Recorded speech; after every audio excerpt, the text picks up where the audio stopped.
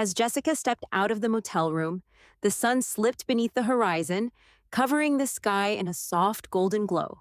She pulled her coat closer around herself, weighed down by a painful mix of guilt and exhaustion. Her plan had seemed simple. She would leave her husband, David, for just a few hours, pretending she had an important work meeting, then return home before dinner. But the day had stretched far longer than she expected, and now all she wanted was to slip back inside unnoticed. When she reached the motel parking lot, her heart suddenly sank. Her car was gone. A wave of panic rushed through her body. She searched the lot again, desperately hoping she had simply forgotten where she'd parked. After several anxious minutes, reality struck her with crushing force. Someone had stolen her car. Her hands shook as she called the police to report the theft, carefully disguising her fear behind the voice of an innocent victim. Yet deep inside, an unsettling feeling whispered that fate might finally be catching up with her. She hailed a taxi and sat quietly in the back seat, trapped in her own thoughts, as the lies she'd told throughout the day replayed in her mind. The excuses she'd given David, the fake business meeting, the nervous smiles, and the message she'd sent saying, "Don't wait up, I'll be late." Each one felt heavier than the last, but more than anything, she dreaded facing David without her car. He noticed everything, even the smallest details. And recently, he'd become quieter, distant in ways she couldn't ignore. When Jessica arrived home, darkness surrounded the house, and the porch lights remained off. It immediately felt wrong. David always left them on whenever he knew she would be late. She unlocked the front door and stepped into the cold, strangely silent house. "David," she called softly as she placed her purse on the kitchen counter. Only silence answered. As she walked down the hallway, a growing sense of fear settled over her. The picture frames that had always decorated the walls had disappeared. Even their cherished wedding photograph beside the staircase was gone.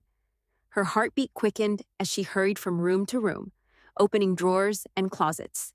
David's clothes, his watch, even the old leather jacket he rarely wore had all vanished. The truth crashed into her. He was gone. An envelope with her name rested on the dining table. Her trembling fingers tore it open, revealing her car key and a neatly folded letter. She slowly lowered herself into a chair, her stomach twisting with fear. Yet she couldn't stop herself from reading. The letter began, "Jessica, I've discovered everything. The motel, the other man, and every lie you believed you'd hidden so well. You weren't nearly as careful as you thought. The GPS in your car revealed exactly where you were today. I had the car towed while you were inside that room. Consider this my farewell." Tears filled her eyes as she kept reading. David's handwriting remained calm, almost frighteningly peaceful. "I didn't want an argument. I only wanted you to understand that I deserved honesty. Your car is waiting at your mother's house in Tucson. Pick it up whenever you're ready to face her, or finally face yourself with the truth." Jessica let the letter fall from her hands as her vision blurred with tears. The deepest pain wasn't that she'd been exposed. It was the quiet strength behind David's words.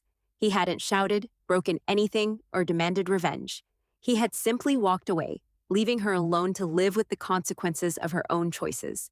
She rushed toward their bedroom, desperately clinging to the hope that he might still be there, but the room felt hollow.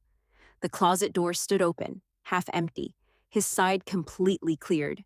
Resting neatly on his pillow was his wedding ring, placed there like one final act of kindness. Jessica collapsed to her knees, clutching the ring as her sobs echoed through the silent house. For the first time, she understood that losing her car meant nothing compared to losing the one person who had loved her, despite all her flaws.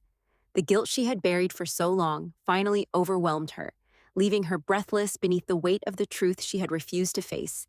She wandered into the living room, where the emptiness seemed almost alive. The warmth, the laughter, and the feeling of belonging had disappeared completely. Every room held a memory, and every shadow reminded her of David's quiet heartbreak. Later that night, she remained seated beside the window, the letter resting in her hands as she read it again and again. There was no anger written between the lines, only acceptance and finality. David had freed himself from her betrayal, and that freedom became the punishment she would carry forever. Outside, life continued as though nothing had happened, but Jessica remained frozen in that single moment, haunted by the choices she had made. The man she believed she could deceive had proven far stronger than she had ever imagined.